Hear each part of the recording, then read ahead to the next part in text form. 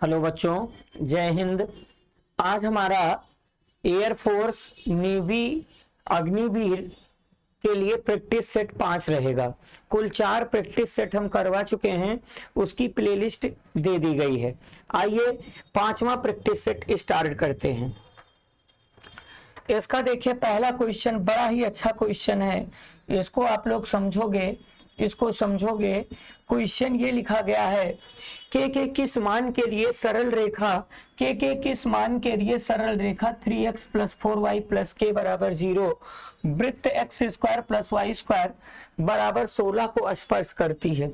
देखो बच्चों, अगर आप फील करो तो ये आपको सर्कल दिया है। क्या दिया है? एक सर्कल दिया है, इस तरीके से एक वृत्त दिया गया है और वृत्त में एक लाइन है। ये वाली लाइन जो है इस तरीके से एक लाइन दी गई है और ये लाइन वृत्त को स्पर्श करती है। ये वृत्त, ये सर्कल का सेंटर है। अब आप ध्यान से देखो, ये लाइन आपका क्या है? 3x plus 4y equal to k plus k equal to 0, ये लाइन है। और आपको वृत्त का इक्वेशन दिया है, सर्कल का इक्वेशन है x square plus y square बराबर 16। आपको पढ़ाया गया था अगर x square plus y square बराबर 16 वृत्त है तो इसका केंद्र मूल बिंदु होगा, इसका केंद्र ओरिजिन होगा और इसकी जो त्रिज्या होगी वो त्रिज्या 4 होगी, क्योंकि 4 16 4 का स्क्वायर। ये सेंटर आपका ओरिजिन 0,0 और ये रेडियस 4 है, इसको हम a मान लेते हैं। अब आप ध्यान से देखो तो केंद्र से रेखा पर डाले गए लंब की लंबाई, स्पर्शी का शर्त है वृत्त के केंद्र से रेखा पर डाले गए लंब की लंबाई OA वृत्त की त्रिज्या के बराबर होगी। तो OA क्या होगा? OA आपका त्रिज्या है, त्रिज्या 4 है और OA जो होगा, आपको पढ़ाया गया था कि मूल बिंदु से रेखा पर डाले गए लंब की लंबाई, यहां से A की वैल्यू 3 है, B की वैल्यू 4 है, C की वैल्यू K है। आपको पढ़ाया गया था मूल बिंदु से किसी रेखा पर लंब की लंबाई का सूत्र रूट में C/A square plus B square. तो C की वैल्यू क्या होगी? K हो जाएगी, क्योंकि मॉडुलस में रहता है मॉड ऑफ K, और रूट में A square plus B square. A की वैल्यू किसका स्क्वायर? 3 का स्क्वायर प्लस 4 का स्क्वायर और इक्वल टू 4 है। 3 का स्क्वायर 9, 4 का स्क्वायर 16, ऐड करोगे 25 का स्क्वायर रूट 5, मॉड हटाओगे प्लस माइनस लग जाएगा। तो k/5 बराबर प्लस माइनस 4 हुआ, तो k की वैल्यू प्लस माइनस 5 जो कितना हो जाएगा 20। तो आपके प्रश्न का आंसर क्या हो जाएगा? प्लस माइनस 20 सही होगा। कौन सा ऑप्शन सही है? ऑप्शन सी सही है। ठीक है, तो इसको आप ऐसे समझोगे कि अगर कोई मतलब वृत्त किसी रेखा को स्पर्श करता है तो वृत्त के केंद्र से रेखा पर डाले गए लंब की लंबाई वृत्त की त्रिज्या के बराबर होता है और केंद्र मूल बिंदु है और मूल बिंदु से किसी रेखा पर डाले गए लंब की लंबाई का फार्मूला C/रूट में स्क्वायर प्लस बी स्क्वायर। यहाँ C का काम K कर रहा है, मतलब जो ये आपका AO है यही त्रिज्या के बराबर है। तो AO की वैल्यू क्या होता है? Mod of K upon root में A square plus B square, ये 4 है। मॉडुलस हटेगा तो प्लस माइनस लगाएगा। मॉडुलस इसलिए लगता है क्योंकि दूरी, डिस्टेंस हमेशा पॉजिटिव क्वांटिटी होती है। चलिए अगले प्रश्न पे हम आते हैं, दूसरा क्वेश्चन। अब देखो, यदि समष्टीय समुच्चय को बोलते हैं यूनिवर्सल सेट। U बराबर इतना है, U में 1 से लेकर 9 तक एलिमेंट है। A में 1 3 5 7 9 है, B में 2 3 5 7 है। A dash minus intersection B निकालना। सबसे पहले हम A डैश निकाल देते हैं। A डैश का मतलब U minus A, A dash का मतलब U माइनस A का कॉम्प्लीमेंट जो U में हो A में ना हो। अब U में से A को निकाल दो, 1 3 5 7 9 निकाल देंगे। तो U में से 1 3 5 7 9 अगर निकालोगे तो 2 4 6 8 होगा। ये आपको क्या मिल गया? A डैश मिल गया। अब हमको निकालना है A इंटरसेक्शन B। तो A इंटरसेक्शन B का मतलब जो A में हो और B में हो। तो ध्यान से देखो, A इंटरसेक्शन B में A में 1 है, A में 3 है तो B में भी 3 है, A में 5 है तो B में भी 5 है, A में 7 है तो B में भी 7 है। तो इंटरसेक्शन में क्या आ रहा है? 3 5 और 7 आ रहा है। अब हमसे क्या पूछा गया है? पूछा गया है a minus a dash minus a intersection b, ये पूछा गया है। तो a dash intersection a dash minus intersection b का मतलब जो a डैश में हो a इंटरसेक्शन b में ना हो। ऐसा क्या है जो a डैश में है इंटरसेक्शन b में नहीं है? तो ये वाला देखो, ये 2 4 6 8 ये a डैश में है लेकिन a इंटरसेक्शन b में नहीं है। तो इसका आंसर आ जाएगा 2 4 6 और कितना 8। तो 2 4 6 8 कौन सा ऑप्शन सही है? ऑप्शन ए सही है। पहले हम a डैश निकालेंगे फिर a इंटरसेक्शन b निकाले। हमसे पूछा गया a dash minus intersection b क्या होगा? तो a माइनस b का मतलब होता है जो a में हो, जो a में हो b में ना हो, b में ना हो, इसका मतलब। अब इसी का मतलब, अब इसी की सहायता से ए डैश माइनस इंटरसेक्शन बी, इसका मतलब जो ए डैश में हो ए इंटरसेक्शन बी में ना हो। तो ए डैश में क्या है जो ए इंटरसेक्शन बी में नहीं है? 2 4 6 ए डैश में है लेकिन ए इंटरसेक्शन बी में नहीं है, तो यही आंसर आ जाएगा 2 4 6। ठीक है, चलिए अगले प्रश्न पे आते हैं।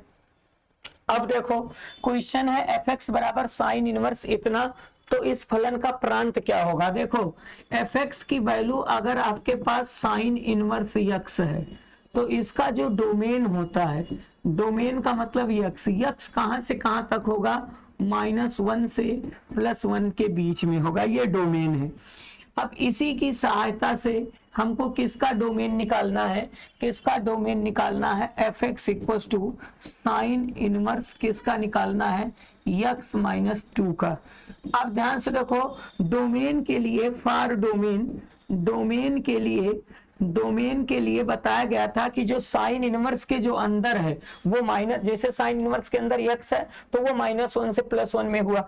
अब साइन इनवर्स के अंदर कौन है? x माइनस 2 है, तो ये x माइनस 2 जो होगा वो -1 से +1 में होगा। अब x की वैल्यू निकालना है। अब यहाँ 2 निगेटिव है, 2 सब में ऐड कर देते हैं, तो ये 2 - 1 हो गया, -x + 2 इसमें ऐड किया गया और इसमें भी 1 में क्या ऐड किया गया? 1 में 2 ऐड किया गया। 2 से 2 कैंसिल, तो यहाँ से 1 मिला और वहां से ये 2 से 2 कैंसिल, x मिला और यहाँ से 3। तो इसका जो डोमेन होगा वो कहां से कहां तक चलेगा? अब ये 1 से 3 के बीच में है, 1 से 3 के मिडिल में है, तो इसका डोमेन जो होगा वो 1 से लेकर 3, 1 और 3 को लिया जा रहा है इसलिए क्लोज्ड इंटरवल लगेगा। कौन सा ऑप्शन सही है? इस प्रश्न का आंसर बी सही होगा। ठीक है, अगले प्रश्न पे आते हैं। अगला क्वेश्चन है, यदि किसी गतिमान कण द्वारा तय की गई दूरी इतनी है, ठीक है, ये दूरी दी गई है हो, तो कण को 5 सेकंड बाद उसका चाल क्या होगा? सबसे पहले दूरी हमको दी गई है, दूरी क्या दिया गया है? दूरी s इक्वल टू कितना दिया गया है? 2t³ माइनस कितना है? 3t² प्लस कितना है? 4t प्लस कितना है? 5। तो दूरी निकालने के लिए ये दूरी है और हमको चाल निकालना है, तो चाल निकालने के लिए इसका अवकलन करेंगे ds/dt। 3 दूना 6t² माइनस 3 दूना 6t और प्लस 4 हो जाएगा। t का डेरिवेटिव है किसका? 0। कितने सेकंड में? t बराबर 5 सेकंड में। कितने सेकंड में? t बराबर 5 सेकंड में। तो t की जगह 5 रख देते हैं, तो 6 × 5 का स्क्वायर माइनस 6 × 5 और प्लस 4। 5 हम 25 छक्का कितना होता है? 25 छक्का कितना होता है? 150, 150। 6 पंचे 30 प्लस 4, 150 में से 30 घटा 120 में 4 जोड़ोगे तो 124 आ जाएगा मीटर पर सेकंड। तो इसकी दूरी कितनी आ जाएगी? 100। इसकी चाल कितनी आ जाएगी? 124 मीटर पर सेकंड। कौन सा ऑप्शन सही है? ऑप्शन सी सही है। तो इस प्रश्न का आंसर क्या होगा? ऑप्शन सी होगा। चलिए अगले प्रश्न पे आते हैं। अगला प्रश्न है अंको इतना एवं 0 से 4 100 एवं 1000 के बीच कितनी संख्याएं बनाई जा सकती हैं। अब इसमें ये नहीं लिखा गया है कि अंकों की पुनरावृत्ति हो ना हो। तो बेटा एक चीज सुन लो, जब रिपीटिशन अलाउड नहीं, जब कुछ नहीं लिखा रहेगा तो क्वेश्चन हमेशा रिपीटिशन अलाउड वाला ही लगेगा। तो अंक आपको क्या दिए गए हैं, अंक आपको दिया है 0 है, 2 है, 3 है, 4 है, 5 है और 6 है। और आप देखो 400 व 1000 के बीच में संख्या बनानी है। तो 400 व 1000 के बीच बनने वाली संख्याएं, तो 400 और 1000 के बीच में जो संख्या बनेगी वो कितने डिजिट की बनेगी, वो 3 डिजिट की बनेगी। तो 3 स्थान हमको फिल करने हैं। अब आप ध्यान से अगर समझ पा रहे हो तो यहाँ 4 फिल किया जाएगा। यहाँ पर हम 0 नहीं फिल करेंगे, 2 नहीं फिल करेंगे, 3 नहीं फिल, क्योंकि 3 जैसे ही फिल करोगे संख्या 300 कुछ बनेगी, लेकिन हमको 400 से स्टार्ट करना है। तो यहाँ पर 4, 5, 6, तो इसको भरने के कितने तरीके, 3। अब अंकों की पुनरावृत्ति है तो इसको पूरा 6 और पूरा 6 तरीके से भरोगे। तो 3 × 6 × 6, तो 3 × 36, 36 यहाँ कितना होता है, 108। कितनी संख्याएं बनाई जा सकती हैं, 108 संख्या बनाई जा सकती हैं। अब ध्यान से देखो, इसमें मिस प्रिंट कर दिया गया है 6 36 3 6 18। इसमें बेटा आप क्या कर दीजिए, आप लोग इसको 108 बना दीजिए। वो टाइपिंग एरर हो गया है जल्दबाजी में, ठीक है। तो यहाँ पर क्या बनाइए, 108 बना दीजिए। यहाँ पर क्या होगा, 108 होगा। कितनी संख्याएं बनाई जा सकती हैं, 108। कौन सा ऑप्शन सही होगा, ऑप्शन इसका बी सही है। चलिए अगले प्रश्न पे आते हैं। अल्फा और बीटा यदि द्विघातीय समीकरण इतना के मूल हों तो alpha square plus beta square क्या होगा। तो द्विघात समीकरण के मूलों का योग आप लोग पढ़े थे, -b/a होता है। मूलों का गुणनफल आप पढ़े थे, c/a होता है। अच्छा, हमसे पूछा गया है alpha square plus beta square क्या होगा। तो इसके लिए फार्मूला पढ़ाया गया था, अल्फा प्लस बीटा का whole square -2 alpha beta. Alpha square plus beta square बताए थे, अल्फा प्लस बीटा का होल स्क्वायर -2, और इसकी वैल्यू कितनी है, -b/a का होल स्क्वायर। -2 इसकी वैल्यू c/a है। तो आगे जब आप सॉल्व करोगे तो b² -2c/a होगा। अब इसका एलसीएम a² आ जाएगा। इसका एलसीएम क्या हो जाएगा, a², यहाँ पर हो जाएगा b² -2ac होगा। तो ये आपके प्रश्न का आंसर होगा b² -2ac/a²। तो कौन सा ऑप्शन सही है, इस प्रश्न का आंसर बी सही होगा, ऑप्शन बी सही है। समझ में आया बच्चों। तो अल्फा प्लस बीटा होता है -b/a, अल्फा बीटा c/a है। पूछा गया alpha square plus beta square, हम जानते हैं अल्फा प्लस बीटा का होल स्क्वायर -2 अल्फा बीटा, फिर वैल्यू रख के आगे इसे सॉल्व किया गया है, ठीक है। चलिए अगले प्रश्न पे आते हैं। यदि किसी वृत्त का समीकरण इतना हो तो इसकी त्रिज्या क्या होगी। सबसे पहले वृत्त क्या दिया है, x² + y² -6x -2y -7 = 0। त्रिज्या के लिए पहले g निकालो। g होता है x का गुणांक बटे 2। g क्या होता है, x का गुणांक बटे 2 होता है। f क्या होता है, y का गुणांक बटे 2, y का गुणांक बटे 2। और c क्या होता है, अचर पद। c क्या होता है, c आपका अचर होता है। अब अगर हम f करें तो x का गुणांक -6, उसका आधा, ये g है। ये क्या है बच्चों, ये g है। तो g मिला। f की वैल्यू y का गुणांक बटे 2, तो -2/2, और c की वैल्यू -7 है।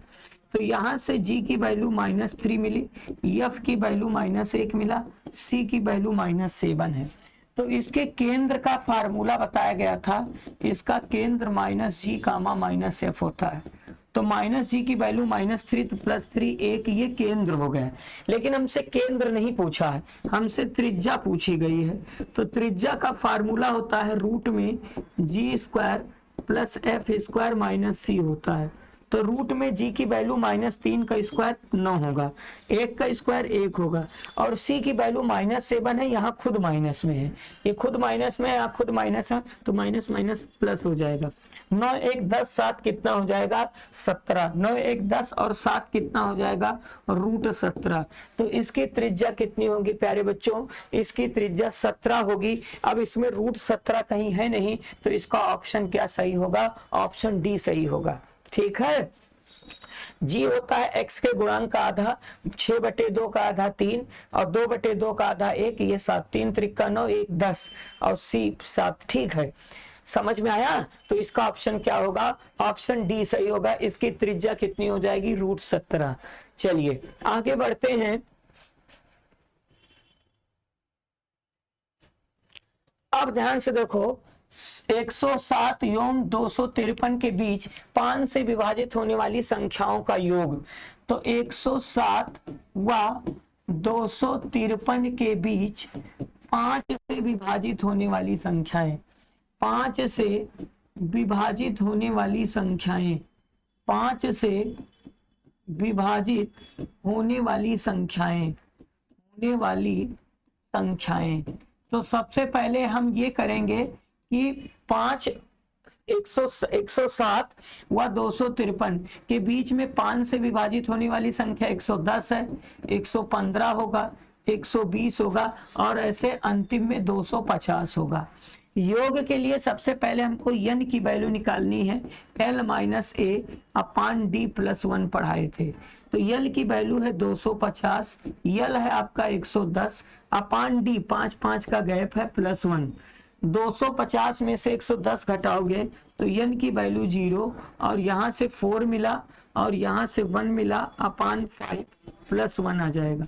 इसको जब डिवाइड करोगे तो 5 दूना 10, 5 8 40 +1 कितना जाएगा 29 आ जाएगा। कितना जाएगा 29 आ जाएगा। ठीक है, अब 29 पदों का योग निकालना है। तो योग के लिए फार्मूला बताया गया था n/2 और a + l होता है। तो n की वैल्यू 29/2, a की वैल्यू क्या है 110 और a की वैल्यू है 250। तो 29/2 ऐड करोगे तो 0, 5 1 6, 2 1 3, 360। इसको डिवाइड करोगे 180 होगा। तो 29 × 180, 29 × 180 अब मल्टीप्लाई करो। 18 नवा कितना होता है 9, 18 नवा 9 8 72 के 2 कैरी हुआ कितना 7 और 9 7 16, 162 होता है। 162 के 2 कैरी हुआ 16, 18 दूना 36, 36 में 16 ऐड करोगे तो 6 6 12, 3 1 4 1 5, 52 आ जाएगा और यहाँ 0 रहेगा। आंसर 5220 आ जाएगा। कौन सा ऑप्शन सही है, ऑप्शन ए सही है। तो इस प्रश्न का आंसर क्या हो जाएगा 5220 हो जाएगा। समझ में आ रहा बच्चों। चलिए अगले प्रश्न पे आते हैं। अब देखो ये क्वेश्चन है, कह रहा कि इसकी वैल्यू हम इसको y के इक्वल एज्यूम कर लेते हैं। किसके इक्वल एज्यूम कर लेते हैं y। तो y आपका कितना है, y है आपका -1 रूट में, फिर है आपके पास माइनस, फिर रूट में -1 है, फिर ऐसे ही रूट में -1 है और ये इनफाइनाइट तक जा रहा है। तो ध्यान से देखो y से ये इनफाइनाइट, तो इनफाइनाइट से 1 - 1 रूट कॉमन ले लेंगे तो बाकी आपका क्या बन जाएगा y बन जाएगा। क्या बन जाएगा y। अब हम दोनों तरफ स्क्वायर कर देते हैं। तो स्क्वायर कर दोगे y² -1 - y हो जाएगा। पक्षांतरण करोगे तो y² + y + 1 = 0 है। सीरीधरा 4 से सॉल्व करोगे तो y की 2 वैल्यू आ जाएगी ओमेगा एंड क्या आ जाएगा ω²। ये क्यूब रूट यूनिटी में पढ़ाया गया था। जब सीरीधरा 4 से सॉल्व करोगे तो -1 ± i√3/2 आ जाएगा। तो इसका तो आंसर सही होगा, ओमेगा और ω² होगा। अब इसमें ध्यान से देखो बच्चों, तो यहाँ पर ω² दिया है, ओमेगा नहीं दिया है, तो इसका आंसर नॉन ऑफ दीज माना जाएगा। क्यों, क्योंकि इसमें दोनों ऑप्शन देना चाहिए था ओमेगा एंड ω²। ठीक है। तो y की वैल्यू या तो ओमेगा आएगी और या तो ओमेगा स्क्वायर आएगी, ठीक है। तो यही चीज आपको नानाबदीज इसमें समझना था। चलिए आगे बढ़ते हैं। fx की वैल्यू दी गई है, fx दिया गया है 1/x दिया है, तो कह रहा है कि ये क्या होता है, तो इसका मतलब ये डेरिवेटिव है। हमसे ये कंफ्यूज करने के लिए limit h tends to 0 f of x plus h minus f of x upon h दिया है। तो इसका मतलब ये हमसे जानते हो क्या पूछा गया, एफ डैश एक्स इसका डेरिवेटिव। तो सीधा सीधा 1/x का डेरिवेटिव क्या होता है, इसका डेरिवेटिव -1/x स्क्वायर होता है। तो कौन सा ऑप्शन सही होगा, ऑप्शन सी सही होगा। डायरेक्ट इसका डेरिवेटिव होगा 1 कितना 1/x स्क्वायर होगा। तो इसका डेरिवेटिव क्या होगा 1 क्या होगा x स्क्वायर होगा, ठीक है, सीधा सीधा है। चलिए अगले प्रश्न पे आते हैं। अगला क्वेश्चन ये देखो कितना बढ़िया है, ये डायरेक्ट फार्मूला होता है, इसको याद रखो। ये 1 - x की पावर -1 का फार्मूला होता है। 1 + x square plus x cube और डैश इनफाइनाइट, ये बाइनोमियल थ्योरम का एक फार्मूला है, वहां से आया है। 1 + x की पावर n का फार्मूला होता है 1 + nx + nn-1 upon factorial 2 into x square plus dash, ये आगे चलता चलेगा। तो इस ये बेटा फार्मूला है, इसको आपको याद रखना है। इसका ऑप्शन सी सही है। 1 - x की पावर -1, इसका एक्सपेंशन करोगे तो यही आपको मिल जाएगा, ठीक है। चलिए अगले प्रश्न पे आते हैं। ये देखो साइन स्क्वायर एक्स का इंटीग्रेशन पूछा गया है। किसका इंटीग्रेशन है, साइन स्क्वायर एक्स dx। इसके लिए हम आपको फार्मूला बताए थे कि साइन स्क्वायर एक्स का फार्मूला होता है 1 - cos 2x अपान 2 dx होगा। अलग अलग डिवाइड करते हैं तो 1/2 माइनस cos 2x अपान 2 लिख सकते हो dx। 1/2 का इंटीग्रेशन क्या होगा 1/2x होगा। cos 2x का होता है sin 2x बाई 2 होगा, लेकिन बाई 2 होके बाई 4 हो जाएगा। तो इसका ऑप्शन क्या सही होगा, यही इसका प्रश्न का आंसर होगा। कौन सा ऑप्शन सही है, देखो कौन सा ऑप्शन सही है 1/2। यहाँ पर भी देखिए मिस्टेक हो गया, एरर हो गया है, टाइपिंग करने में थोड़ी सी दिक्कत हो जाती है, कभी कभी ध्यान नहीं दिया जाता है, लेकिन ठीक तो था, वो हम ध्यान नहीं, सही तो है। अरे इसको आप ऐसे भी लिख सकते हैं, ठीक है, टाइपिंग सही था।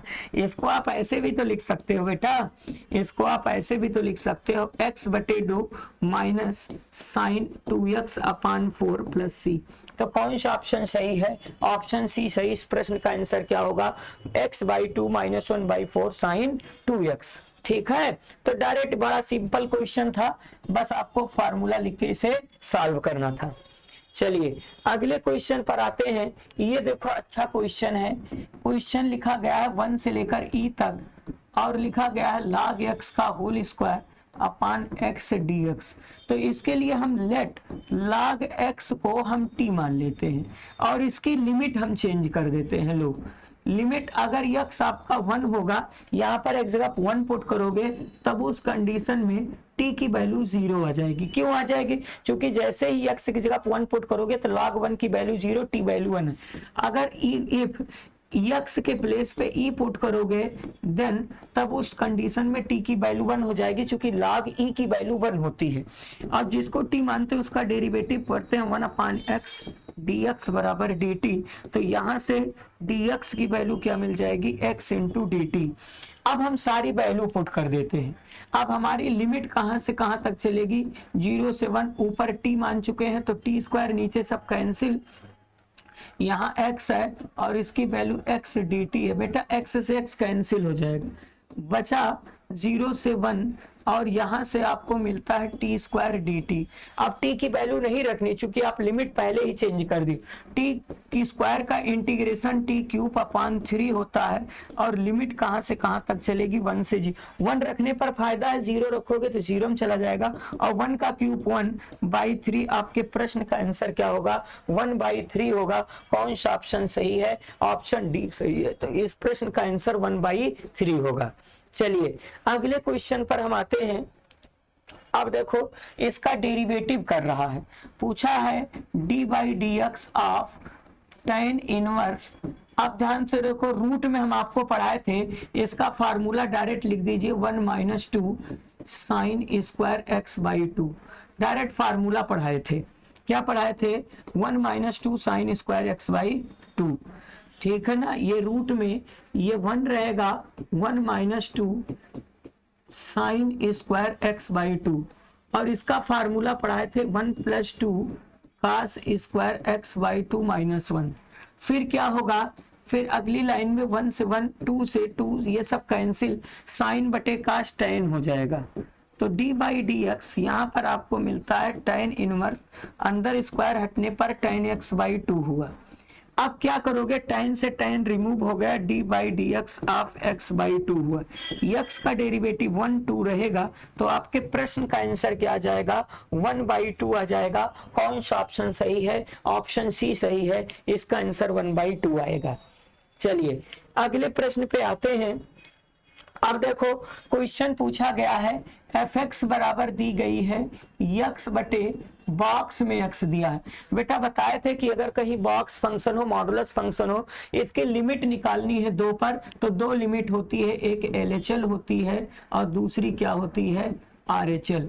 तो LHL माने 2 से कम, तो यहाँ पर लिखेंगे लिमिट h टेंड्स टू 0, 2 से कम का मतलब 2 - L, 2 - H, तो 2 - H अपॉन बॉक्स में 2 - H। आप ध्यान से देखो तो यहाँ पर इसको हम सॉल्व करते हैं, लिमिट h टेंड्स टू 0, ऊपर तो 2 - H रहेगा सिंपल। अब आप बताओ 2 - H, h आपका 0 समथिंग है, 0 कुछ है, तो 2 में से जब 0 कुछ घटाओगे तो 1 कुछ होगा, और 1 कुछ का बॉक्स 1 होता है, तो यहाँ पर 1 आ जाएगा।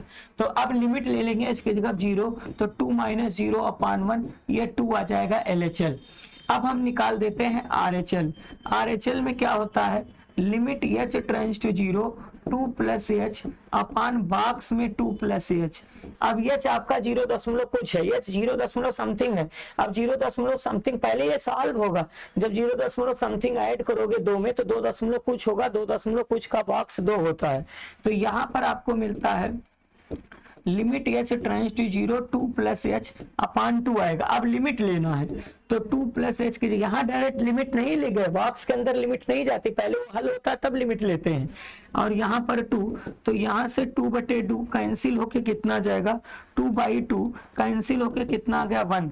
LHL RHL के बराबर नहीं है, तो बोल देते हैं चूंकि LHL does not equal to RHL, जब LHL RHL के बराबर नहीं है तो so limit does not exist, limit का अस्तित्व नहीं है, ज्ञात नहीं कर सकते हैं। कौन सा ऑप्शन सही है? इसका ऑप्शन डी सही होगा, limit does not exist.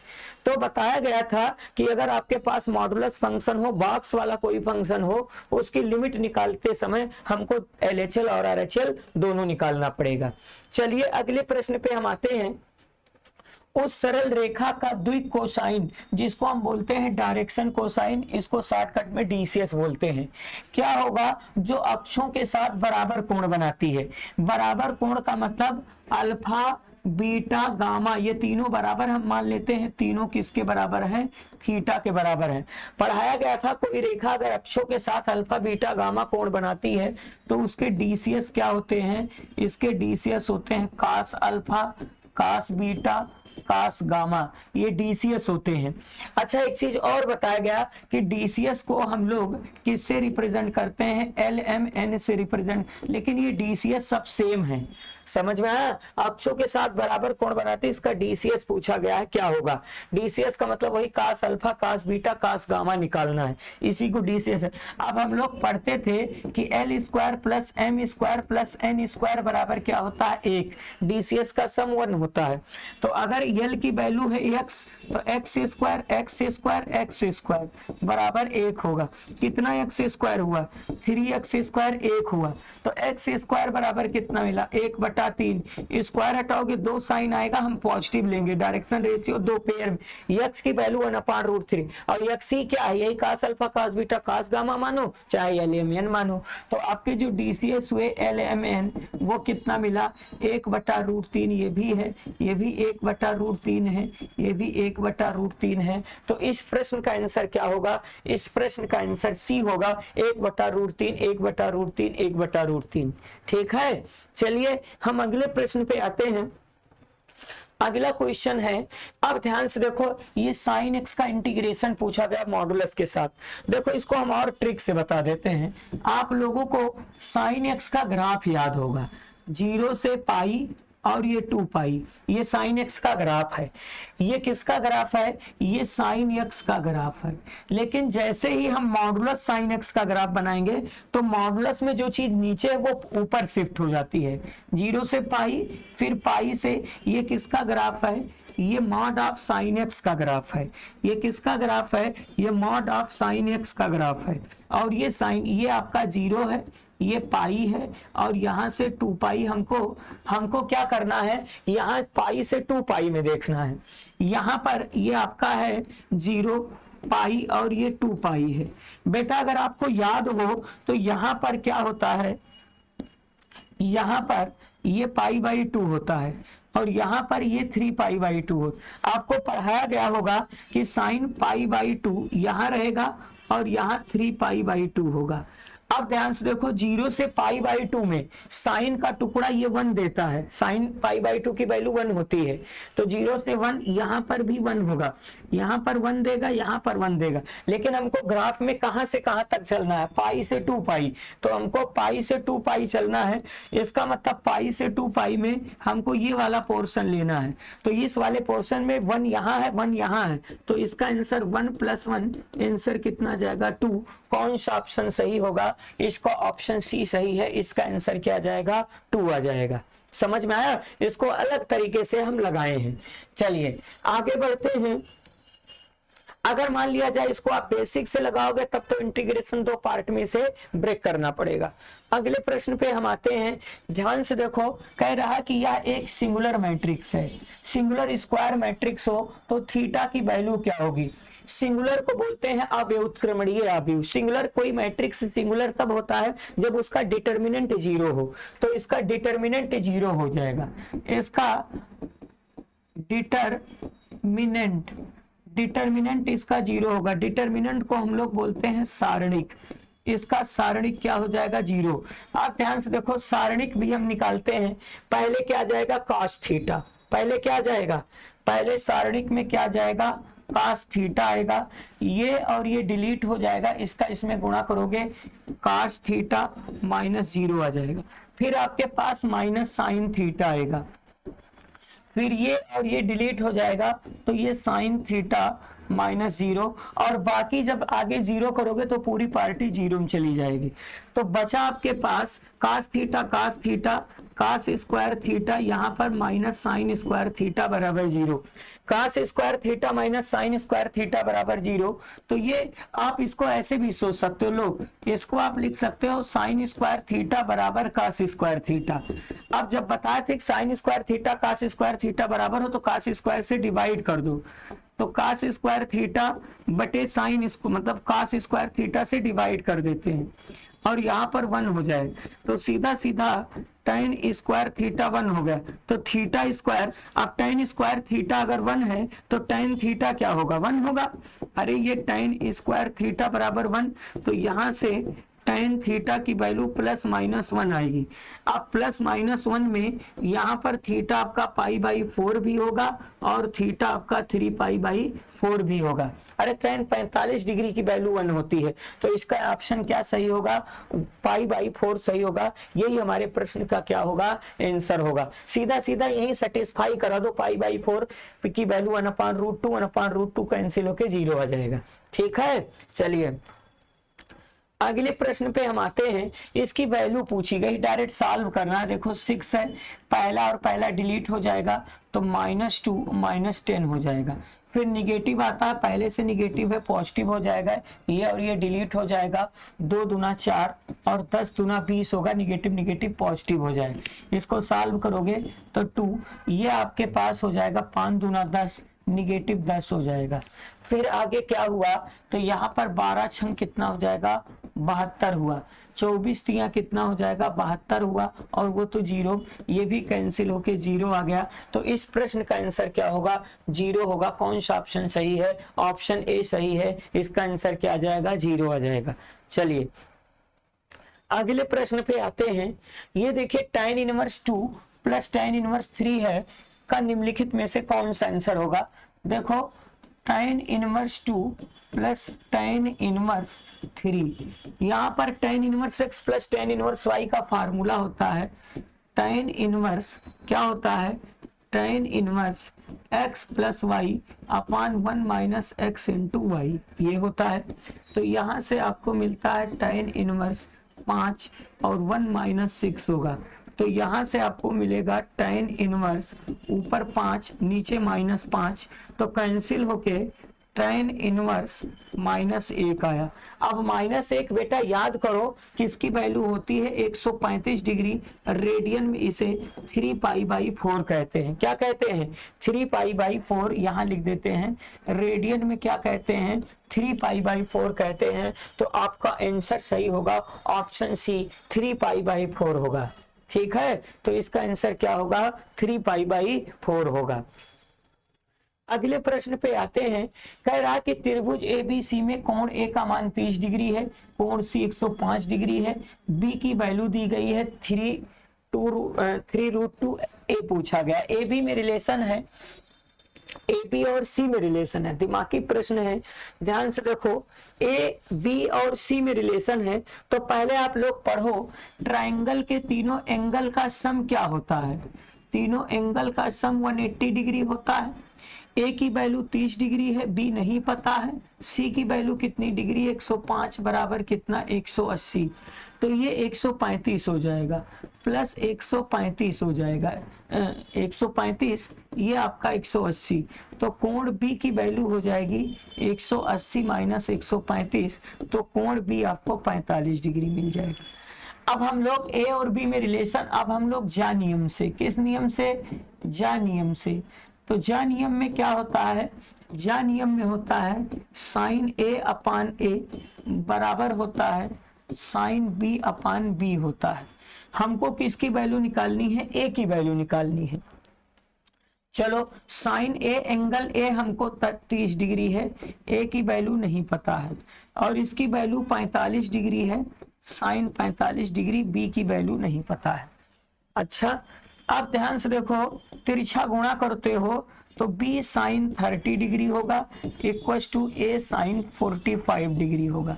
B की वैल्यू रख देते हैं, B की वैल्यू कितनी है, 3√2 है, और साइन 30 की वैल्यू 1/2 होता है, और यहाँ पर A इसकी वैल्यू 1/√2 होता है। अब इसका क्रॉस मल्टीप्लाई करोगे, तो क्रॉस मल्टीप्लाई करोगे, A की वैल्यू क्या हो जाएगी, 3√2, 1/2 है, और इधर क्रॉस मल्टीप्लाई करोगे √2 का 2 से ये 2 कैंसिल हो जाएगा। A की वैल्यू कितनी हो जाएगी, 3। कौन सा ऑप्शन सही है, ऑप्शन सी सही है। इस प्रश्न का आंसर क्या होगा, A की वैल्यू कितनी हो जाएगी, 3 हो जाएगी। चलिए अगले प्रश्न पे आते हैं।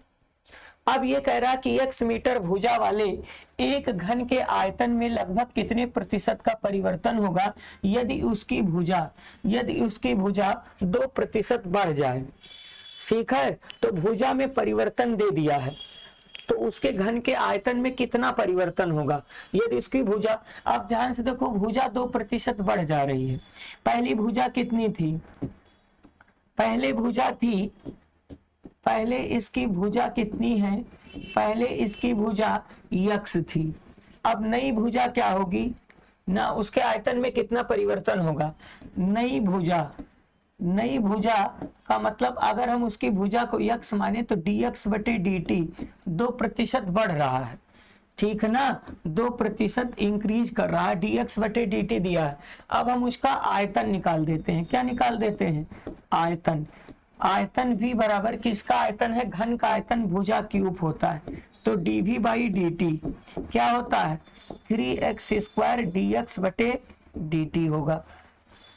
अब ध्यान से देखो तो 3x स्क्वायर रहेगा, dx बटे dt कितना दिया है, dx बटे dt है 2%, तो 3 दुना, तो यहाँ से हो जाएगा 6x स्क्वायर, और ये प्रतिशत होगा, प्रतिशत का मतलब 100 आ जाएगा, 6x स्क्वायर बटे 100 कितने अंक पे दशमलव है, 2 अंक पे लगेगा, 0.06 0.06 x स्क्वायर घन मीटर, इसका 0.06 x स्क्वायर घन मीटर, 0.0 x क्यूब है, कहीं स्क्वायर नहीं है, 0.0 कहीं पर स्क्वायर है, घन वो नहीं है, 0.06 आ रहा है, 0.06 बढ़ जाए तो ठीक है, ये 0.06। ध्यान से एक चीज देखो, हम यहाँ किस हिसाब से लगा दिए हैं, हम इसको डेरिवेटिव करके लगा दिए हैं, ठीक है ना। तो डेरिवेटिव में ध्यान से देखो, उसमें डेरिवेटिव नहीं करना है तो इसको ऐसे भी आप लगा सकते हो, पहले घन की भुजा आप लोग x मान लो, इसकी जो भुजा है प्रारंभिक भुजा, घन की प्रारंभिक भुजा कितनी है, इसकी वो चीज ठीक है, डेरिवेटिव से भी गलत नहीं माना जाएगा।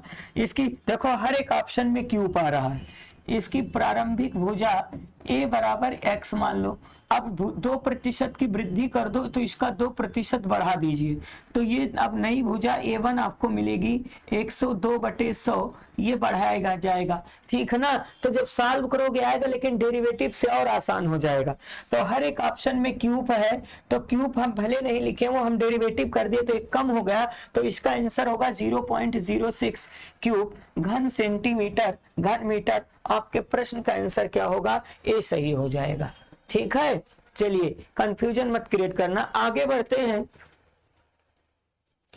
ए द्वारा किसी दौड़ को जीतने की प्रायिकता, ए द्वारा किसी दौड़ को जीतने की प्रायिकता 1/5 है, बी द्वारा जीतने की प्रायिकता 1/4 है।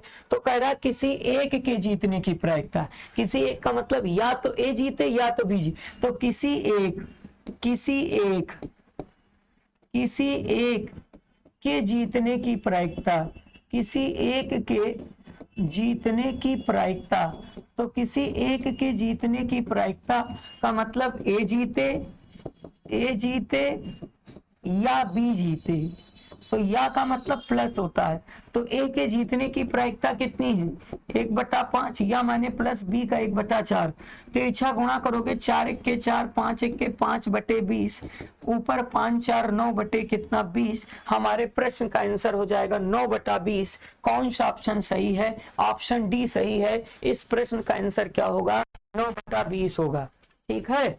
अगले प्रश्न पे हम आते हैं।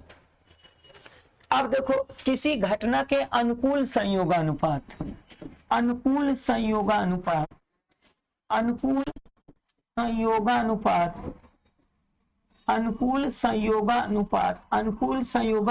हमको 3:4 है। तो घटना के घटने की प्रायिकता, जब देखो अनुकूल है तो घटना के घटने की प्रायिकता, घटना के घटने की प्रायिकता, तो अनुकूल में घटना घटने की प्रायिकता पहले वाला लिया जाता है, अनुकूल माने जो पहले हुआ, 3 बटा कितना हो जाएगा 7। देखो 3 टोटल 7 है, तो इस प्रश्न का आंसर हो जाएगा 3/7। अब अगर पूछता घटना ना घटने की प्रायिकता, घटना ना घटने की प्रायिकता, घटना ना घटने की प्रायिकता, अगर घटना ना घटने की प्रायिकता पूछता तो आंसर 4/7 आता। समझ में आया प्यारे बच्चों। तो अनुकूल स्थिति का मतलब क्या होता है, अनुकूल स्थिति का मतलब क्या हुआ कि जो आगे है वो घटेगा और जो आगे नहीं है वो नहीं घटेगा, ठीक है ना।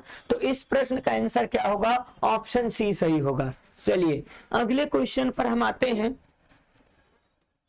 अब देखो किसी समूह में 50 व्यक्ति हैं, किसी समूह में 50 व्यक्ति हिंदी बोलते हैं ध्यान से देखो, इसको हम वेन डायग्राम से व्यक्त करते हैं। दो भाषा की बात की जा रही है, हिंदी और इंग्लिश, इस तरीके से इसको आप समझो।